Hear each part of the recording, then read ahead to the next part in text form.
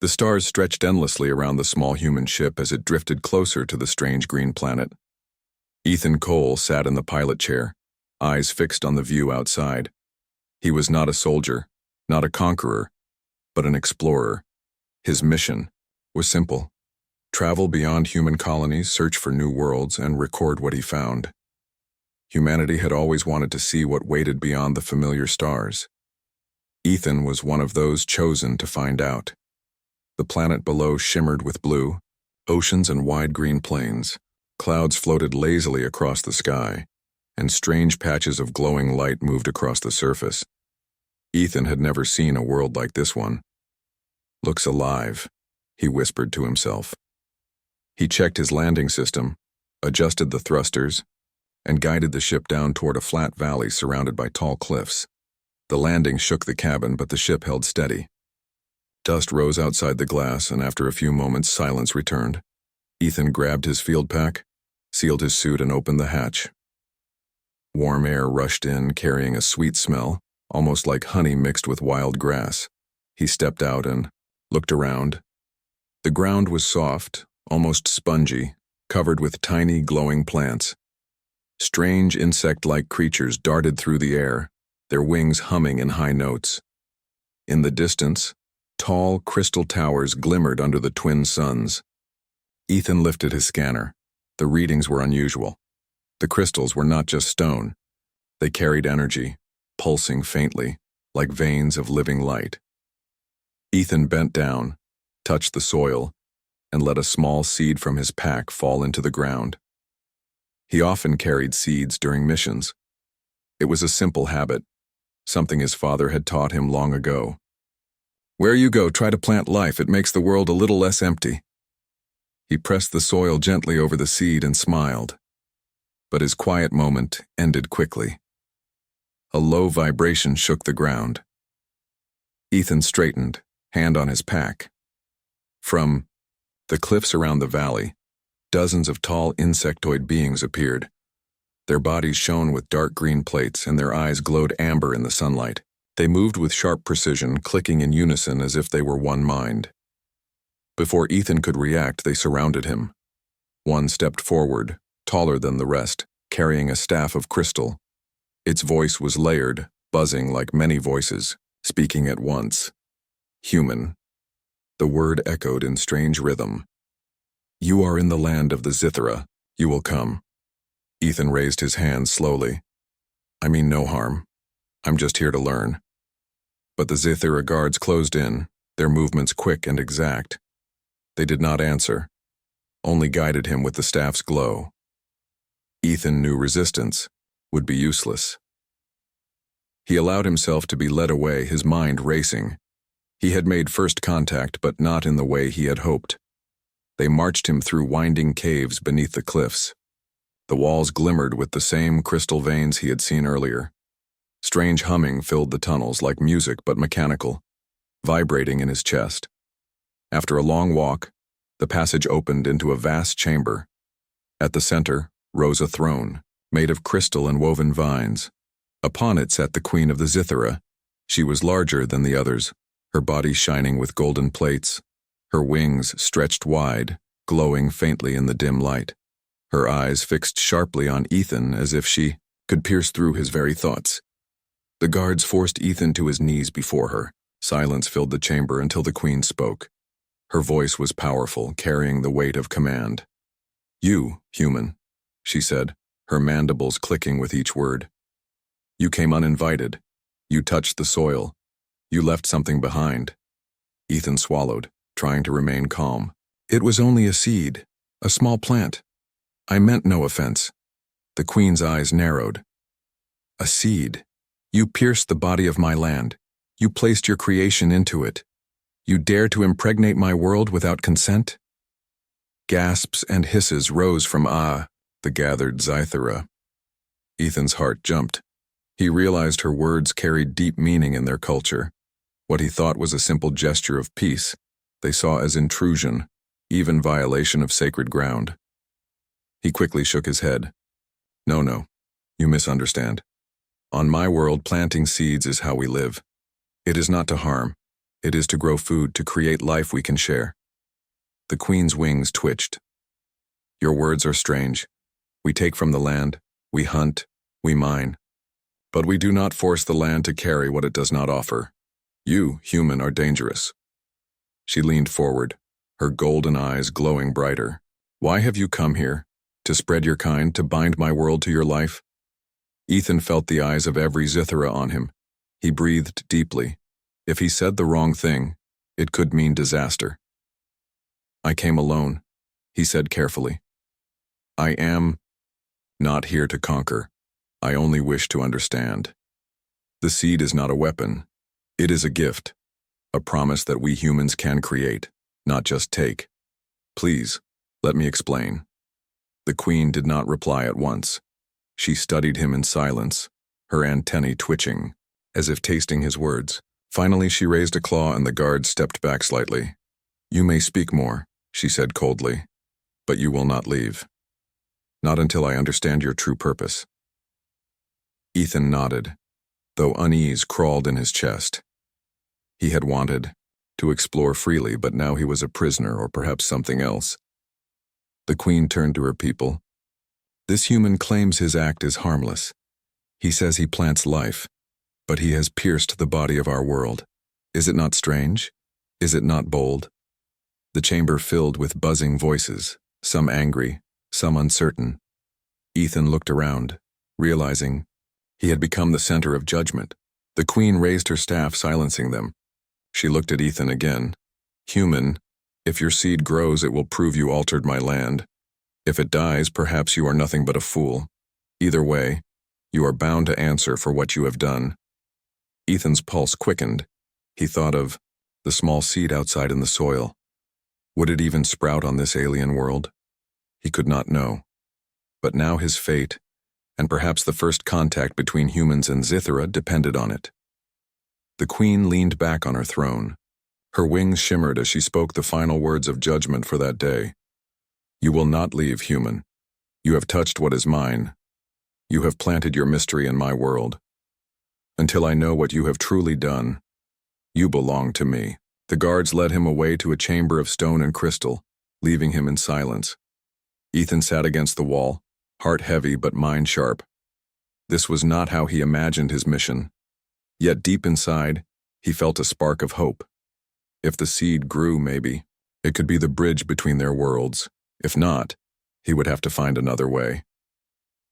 But one thing was certain, the alien queen would not let him go so easily. The stone chamber was cold and dim. Ethan sat with his back against the crystal wall, staring at the faint glow running through it like veins of light.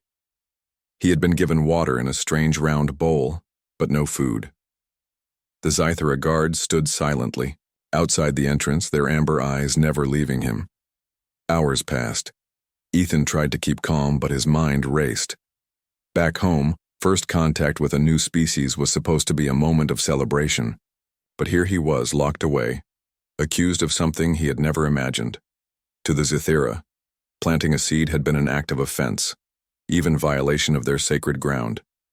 He wondered if he could ever make them understand. At last, the sound of clicking steps echoed through the hall.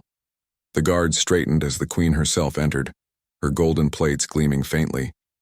She carried her crystal staff, and her wings gave off a faint shimmering hum. Behind her, a circle of high-ranking Zithera followed, their bodies marked with silver lines across their shells. Human, the queen said, her voice deep and commanding. You are brought before us again to answer. The guards gestured and Ethan stood. He kept his hands open at his sides, showing no sign of threat. The queen raised her staff. You placed your seed into the soil of this valley. The land is part of me. To pierce it without permission is a great offense. Tell us, why did you do it? Ethan took a steady breath. He knew every word mattered. On my world, we grow food by planting seeds. It is not to harm the land. It is to share life with it. What I did was a gesture of peace, not insult. The chamber filled with low, buzzing voices as the council members spoke among themselves. Some sounded doubtful, others angry. The queen's eyes narrowed. You speak of peace, yet you force life into a place that did not ask for it. How can that be peace? Is it not control? Is it not a hidden conquest? Ethan shook his head firmly. No, it is care. The seed cannot live without the soil, the water, the sun. It is not control. It is partnership. The land gives, and we give back. The queen leaned closer. Strange words. Our people have always taken from the land by right of strength. We hunt, we mine, we claim. Never have we forced the ground to carry a thing it did not already bear. She lifted her staff higher, her voice ringing across the chamber. This human says he grows life in the soil. He claims it is peace. But I say it is unnatural. I say he has changed what is mine. The gathered Zithra hissed and clicked in agreement, though a few remained quiet, watching Ethan with uncertain eyes. Ethan felt his chest tighten. He could not let this misunderstanding grow into hostility. He stepped forward slightly, raising his voice with calm strength. Queen of the Zithra, he said, I did not come to take your land or your people. I came to learn. My seed is not a chain, not a weapon, it is a lesson. If you let it grow, you will see it brings food, not harm. A gift, not a threat. The queen's antennae twitched. She studied him for a long moment. Then she spoke sharply. Your words are clever, but words are not truth. Only proof can show what you mean. We will see what your seed becomes. If it poisons the ground, your tongue will be judged as false. If it grows, then perhaps you speak true. Until then, you are mine to question. She struck her staff against the floor, and the chamber echoed with the sound. The guards moved closer, their crystal-tipped spears glowing faintly. Ethan swallowed, but nodded. Then let it grow. Let the seed prove my meaning. The queen tilted her head. For the first time, her fierce tone softened slightly. You speak with courage, human. Most would beg or weep before me. You stand as if you believe your small act carries power. Ethan met her golden eyes. Because it does. Small acts can change much, even a seed. A ripple of uneasy silence passed through the council. The queen's wings shifted, and she gave a low hum. Finally, she gestured to the guards. Take him back. Watch him closely. When the seed shows its truth, bring him before me again. The guards led Ethan away, back through the glowing halls to the chamber of stone. But this time, one of the younger Zithra lingered. Its shell was thinner, its eyes brighter with curiosity. Human, it whispered in a softer tone. Is it true? Your seed can feed you without the hunt? Ethan looked at the alien with surprise. Yes. On my world, we grow fields full of plants. They feed millions. We do not always need to kill to live. The young Zithera clicked quietly, as if afraid of being overheard. Strange. If true, it would change much. But beware. The queen is proud. She will not let her power be questioned. Before Ethan could reply, the guard hurried away, leaving him alone again. That night, Ethan could not sleep. He thought of the seed buried in alien soil. Would it even sprout? Could Earth's life grow on this world? If it failed, the queen would call him a liar. If it succeeded, she might see him as a threat, or perhaps as something even more dangerous, a teacher of change. Days passed. Each morning, the guards brought water and strange glowing fruit for him to eat. Ethan asked questions, but they never answered. Sometimes he heard buzzing voices outside speaking of him, always with suspicion. Then one morning the chamber door opened, and the queen's guards appeared again. You will come, one said firmly. Ethan followed, his heart pounding. They led him through the tunnels until they reached the valley where he had landed. The twin suns were high, casting golden light across the ground, and there, where he had placed the seed, a small green sprout now pushed through the soil. Its leaves were bright, its stem reaching upward. The queen stood nearby with her council. She stared at the tiny plant in silence, her golden eyes unreadable. It lives, she said at last, her voice heavy. The human's act has changed the Soil. He has forced life to grow where none was before. The council erupted in buzzing voices. Some shouted that it was dangerous. Others said it was a miracle. The queen silenced them with a strike of her staff. She turned to Ethan. Your seed grows. Perhaps your words are not false. But I do not yet know if this is gift or poison. You will explain to me everything. How you make such life. Why you do it. And what it means for those who hold the land. Ethan nodded, feeling both relief and fear. He had won a small step, but the path ahead was harder still. I will explain, he said calmly. I will show you what it means. The queen's wings shimmered and her gaze hardened again. Then you will not leave, human. You will teach or you will answer for the change you have begun. And so the misunderstanding deepened. Ethan had come as an explorer, but now he stood as a prisoner and teacher, bound to prove the meaning of a single small seed. The valley where Ethan had planted his seed became a place of judgment. Each morning the Zithra gathered there to watch the strange green sprout grow taller. The small plant was unlike anything their world had ever seen. It did not glow like the crystals they mined. It did not hum like the energy veins in the caves.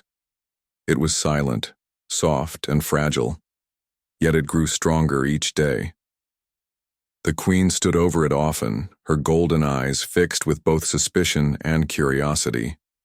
She had declared, the human would not leave until the truth of this seed was clear. To her it was both a threat and a mystery. To Ethan it was hope. One morning the queen summoned Ethan from his chamber. Guards led him back to the valley, where the plant had now grown 2 broad leaves. The council circled the sprout, whispering. In their clicking voices, the queen lifted her staff. Human, your seed has not died, it has lived. This is no trick, no lie. You will now explain in full. What is this act? How do you command the soil? Ethan stepped forward. He bent down near the sprout and touched the soil gently. This is farming. It is not command. It is care. The seed grows because the soil, the water and the sun allow it. I only give it a chance. The queen tilted her head, her wings twitching.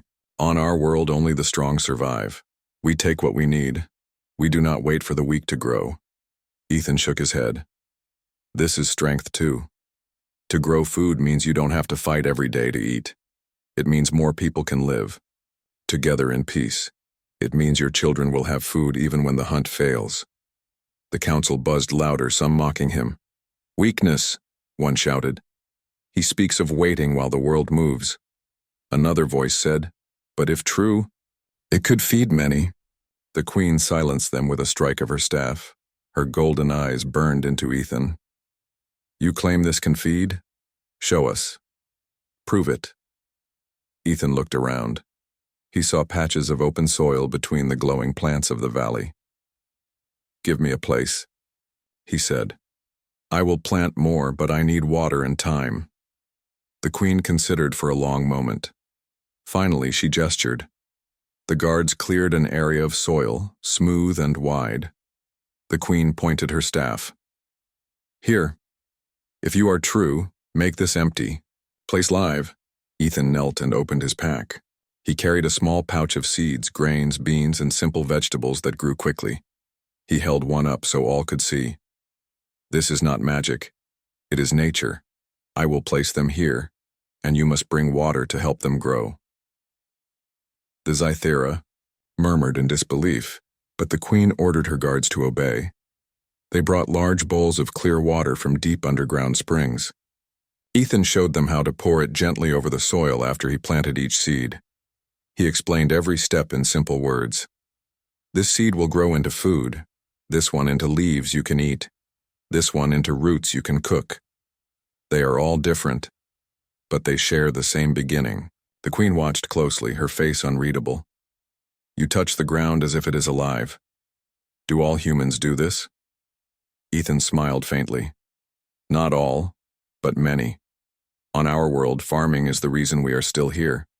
Without it, humans would have starved long ago. The queen's wings flickered.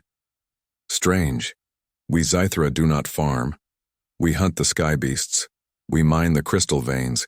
We feed from what the land gives. We never ask it to give more. Ethan looked at her carefully. Maybe your people are strong hunters, but what happens when the sky beasts are gone? What if the crystals run dry? Farming means you always have food waiting for you. It is a promise. The words struck the chamber of silence. Even the queen did not answer at once. She stared at the freshly planted ground, her claws curling tightly around her staff. At last, she said, "Then we wait. If this promise is true, the land will show us." And so the test began. Days turned into weeks. Ethan was allowed to work in the valley each morning, watched by guards and often by the queen herself. He showed them how to water the soil, how to keep the ground soft, how to clear away weeds that tried to choke the young plants. At first, the Scythera mocked him. They laughed at the way he bent low, hands covered in dirt. They whispered that it was weakness, that the human was wasting time. But slowly, the soil answered. Green shoots began to rise, dozens of them. Leaves spread wide, drinking in the twin suns.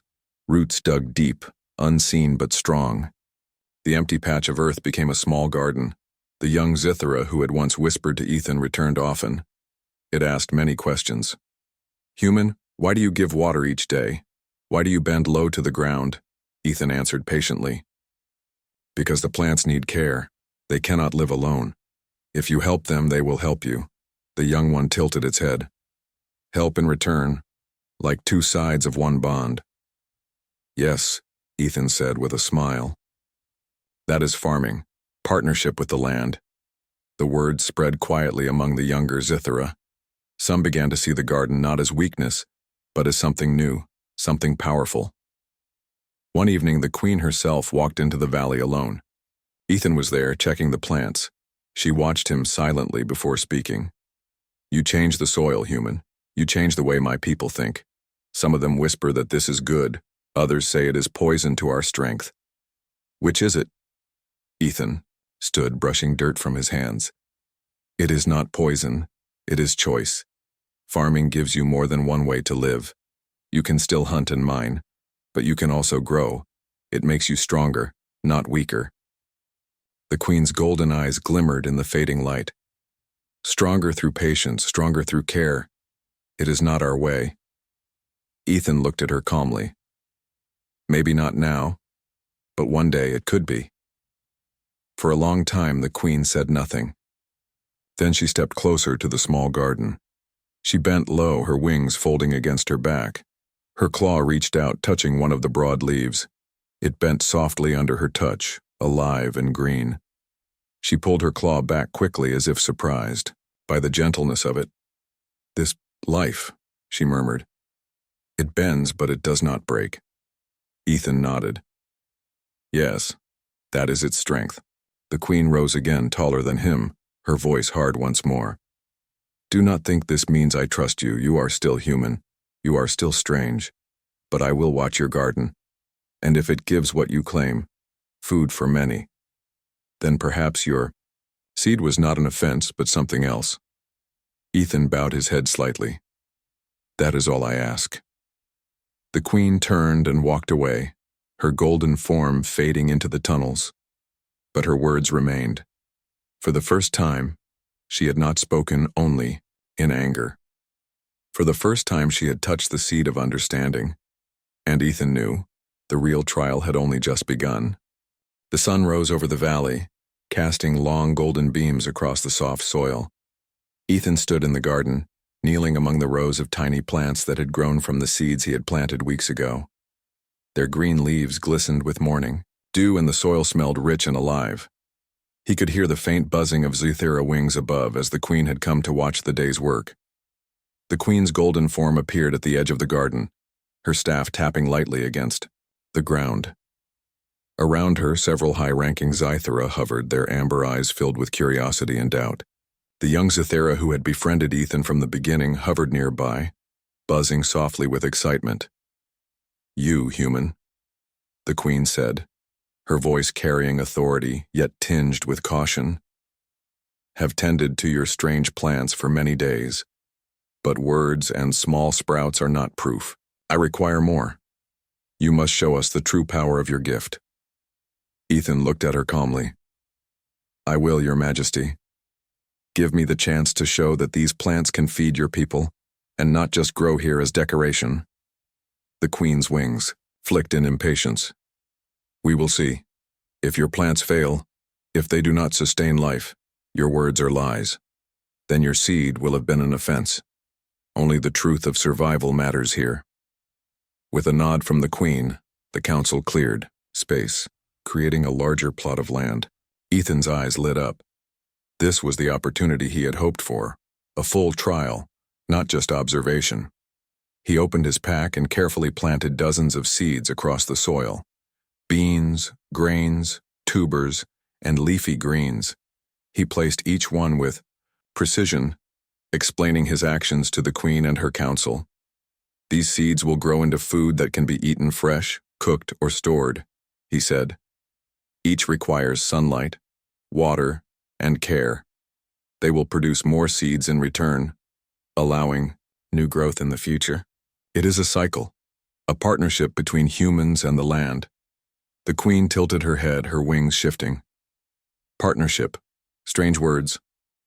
On our world, we take what we need, and we take quickly. We do not wait for the weak to give. Ethan smiled, faintly. Patience is strength. Strength is not always in force. Sometimes it is in what you create, what you protect, and what you nurture. The queen's gaze was sharp, but she did not interrupt further. Instead, she gave her command. Bring water. Let the human show his method. The guards carried heavy bowls of water from the underground springs and handed them to Ethan. He demonstrated how to pour the water gently along the base of the plants, avoiding washing away the soil or the seeds. He explained how too much water could harm the plants and too little would prevent them from growing. The council watched silently. Some clicked and whispered to one another, unsure what to make of this new knowledge. The young Zythra hovered close, watching Ethan's careful hands, asking questions in soft clicks. Why do you touch them so gently? It asked.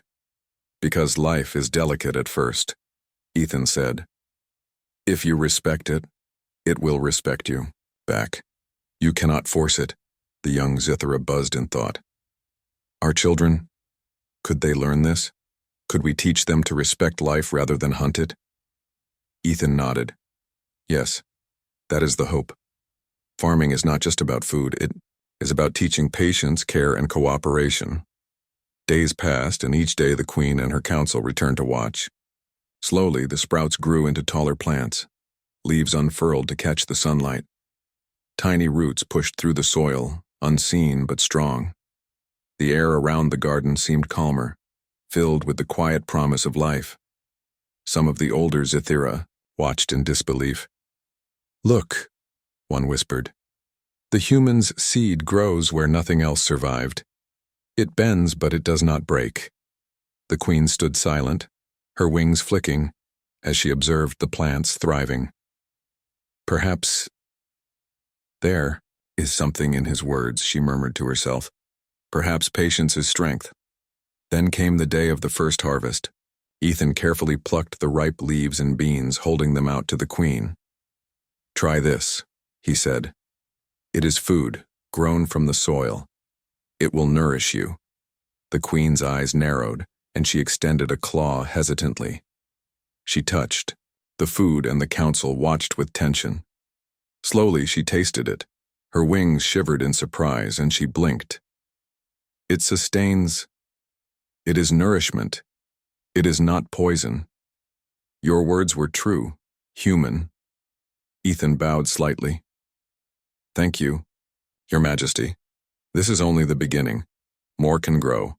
More can feed your people. The queen stood straighter, her golden eyes reflecting both pride and a cautious curiosity. You have done more than plant seeds. You have changed the way we think. But do not believe this makes you safe. You have shown power through creation, not force. That is a strange kind of strength. The young Zythra buzzed closer to Ethan. Human, if your seeds can feed many, perhaps our world can learn to grow rather than always take. Is it possible? Ethan smiled warmly. Yes, it is possible, but it will take time. You must learn to trust the soil, to care for it, and to teach others. Strength is in sharing, not taking. The queen's wings shifted, her tone hardening slightly. Then you will remain here. You will continue to show us. And if your gift proves worthy, then perhaps the Zithra will not only survive, but thrive. Ethan nodded. He understood the weight of her words. This was not just about survival of the plants. This was about changing the way an entire species thought about life and strength. Over the following weeks, the garden expanded. The Zithra Council provided more land, and even some of the younger Zithra began helping. They carried water, cleared rocks, and learned to plant seeds. Ethan taught them carefully, showing how to measure sunlight, how to check soil moisture, and how to care for delicate shoots. The queen often observed silently, walking among the rows of growing plants. Sometimes she would reach out and touch a leaf, her expression unreadable. Other times she would stand back, watching the human work, her mind clearly considering the meaning of all she saw. And slowly something began to shift. The air in the valley felt lighter, filled with a quiet optimism. The young Zithra buzzed with new ideas. Even the older members of the council whispered to each other about the strange strength of patience. The queen finally spoke one evening, as the twin suns began to set. Her voice carried over the garden, firm but thoughtful. Human, you have shown us that growth is not weakness. You have proven that life can be created, nurtured, and shared. It is a strength we have not known. Ethan bowed respectfully. Thank you, Your Majesty. The land can give much if we learn to work with it. She looked out over the thriving garden, her golden eyes reflecting the green leaves in the setting sun. Perhaps your gift is more than a seed. Perhaps it is hope. The council remained silent, but their buzzing voices held less skepticism than before. They had seen the evidence, they had tasted the harvest, and they had begun to understand that the human simple act of planting could change their world. Ethan felt a quiet pride. He had come as an explorer, a stranger in an alien land. But now, through patience and knowledge, he was beginning to build a bridge between his people and the Zithra. One small seed, one simple act of care, had started a change that could grow far beyond the valley. And for the first time, he believed that this alien world might not just survive but thrive, with humans and Zithra learning from each other. Weeks had passed since the first seeds had sprouted in the valley. The small green shoots had grown into strong plants, their leaves stretching wide to catch the light of the twin suns. Ethan moved among them with practiced care, checking the soil, watering where needed, and carefully tending each row. The Zithra had begun helping, some hesitantly, others with quiet fascination. The queen watched from a distance, her golden eyes fixed on the human. For the first time, she did not approach with suspicion. Instead, she observed her wings folded calmly. She had seen his patience, his careful hands, and the growth of life from nothing but small seeds. She had tasted the harvest, seen the council, begin to learn, and felt the stirrings of change within her people. You have worked well, human, the queen said one morning as she walked toward him. Her voice carried authority, yet there was respect in it now. Your methods have shown strength beyond what I expected. You have done more than plant crops. You have planted ideas. Ethan bowed slightly. Thank you, Your Majesty. It is only through your willingness to watch and to learn that this could succeed. The queen's eyes softened slightly. I admit, I was angry when I first saw your seed in the soil. I thought it an insult, but now I see it differently. You have shown me that strength is not only in taking, it is also in giving and protecting life. The council members watched silently. Many of the younger Zithra buzzed softly among themselves. They had been learning, experimenting, and helping Ethan. The older members, initially skeptical, now nodded with cautious approval. The seed of change had taken root in their minds as surely as it had in the soil. Ethan smiled faintly. Your people have a great gift already, strength and courage. Farming only adds another layer. It does not replace what you are. It complements. Yet the queen studied him for a long moment, then raised her staff. Very well. You shall remain here, human. Not as prisoner, but as honored guest. Teach us. Show us this way of life that does not take, but gives. Ethan's heart lifted. This was more than he had hoped for. He had come as an explorer, expecting to observe, maybe report back to Earth about alien life. Instead, he had become a teacher, a bridge between two worlds. In the days that followed, the valley changed more than just in appearance. More plots of soil were cleared, and the Zithera began planting more seeds under Ethan's guidance. The young Zithera learned quickly, discovering how soil could be enriched, how water could help growth, and how sunlight could be used efficiently. The older council members supervised with caution, but even they could not deny the results. The food was real, nourishing, and plentiful. The queen returned often, walking among the plants with her guards. She sometimes touched a leaf, her golden eyes reflecting curiosity. Occasionally, she would ask Ethan questions about Earth, about humans, and about the ways of life that allowed them to thrive across countless worlds. You say your people spread across many planets, the queen asked one afternoon, watching Ethan check the soil. Do they all grow life as you do here? Ethan nodded. Yes. Humans learn to work with their world, farming, building, creating. These are ways we survive, ways we make our homes. Strength is important, but creation is just as important. That is what I want to show your people. The queen considered this. Creation is strength. It is a strange idea, but perhaps not wrong.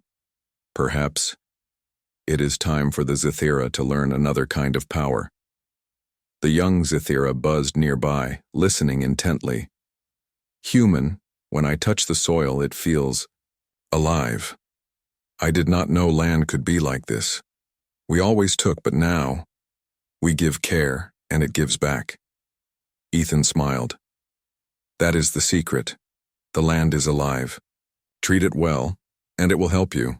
Take without care, and it will fail you. As the weeks passed, the valley became a thriving garden. The plants grew taller, some producing fruits and vegetables, others grains and beans. The air smelled sweet and rich. The twin suns reflected off the crystal towers around the valley, but now the green of life stood out more than the glitter of minerals. The queen walked among the crops one morning, her golden eyes scanning the rows. She reached out and touched a leaf gently. Her wings shimmered softly. For the first time, she spoke to her council not with command, but with suggestion. Look at what we have grown. It is not a threat. It is nourishment. It is life. Perhaps we have limited our strength by seeing only what we take. Now we see what we can give and what the land can give in return. The council buzzed quietly. Some older members were reluctant, but the younger Zithera spoke excitedly among themselves, sharing ideas, asking questions, and experimenting with planting new seeds. The queen had never imagined that a human could change her people so deeply. Ethan worked alongside them, guiding, teaching, and encouraging. He showed them how to rotate crops to keep the soil healthy, how to collect seeds for the next planting, and how to store food for the coming seasons. Slowly, the Zithera began to understand. Strength was not only in force, it was in patience, in care, and in collaboration. One evening, as the twin suns dipped below the horizon, Ethan and the queen stood overlooking the valley. The air was cool, and the green of the plants glowed softly in the fading light. You have done more than I imagined, human, the queen said quietly. You have changed the land, yes, but also the minds of my people. They speak of hope for the first time. They speak of patience and growth, and they are learning. Perhaps humanity has wisdom we have never known. Ethan bowed his head slightly. Thank you, Your Majesty, but it is not just me. It is the people here who choose to learn, to help, and to see a new way. Your willingness to watch, to trust, is what made this possible. The queen looked at him for a long moment, then nodded. Perhaps the Zithera will survive and even thrive because of this. You have given us more than food. You have given us knowledge, patience, and hope. I do not take lightly the gift you have offered." Ethan smiled softly. "That is all I wanted, to share a little of what humans know, to show that strength can be more than force, that life can be nurtured and respected, and in return it will help you." The Queen turned to the council.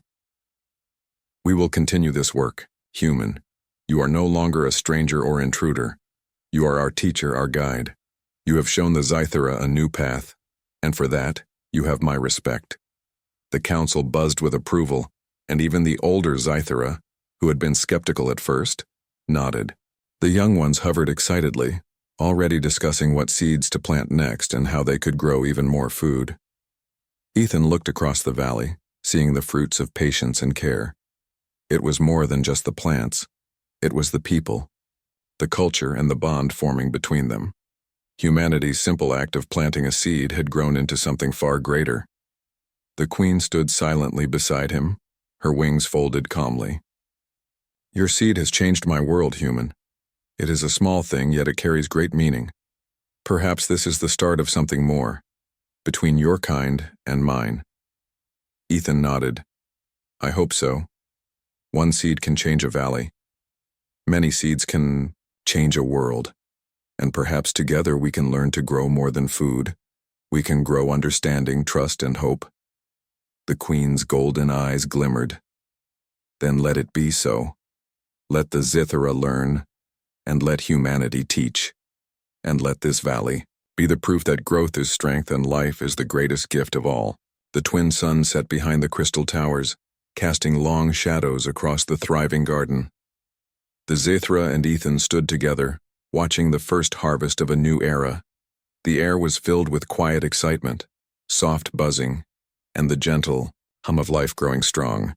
And in that moment, the bond between human and alien, between seed and soil, had begun. One small act of care had started a change that could last for generations, a change born not of force but of hope. Ethan knew the work was just beginning. There would be challenges, questions, and mistakes. But now, with trust earned, respect given, and life thriving, he saw the future clearly. Humanity had not only touched the soil of another world, it had touched the hearts and minds of an alien race, and that, he realized, was the greatest harvest of all.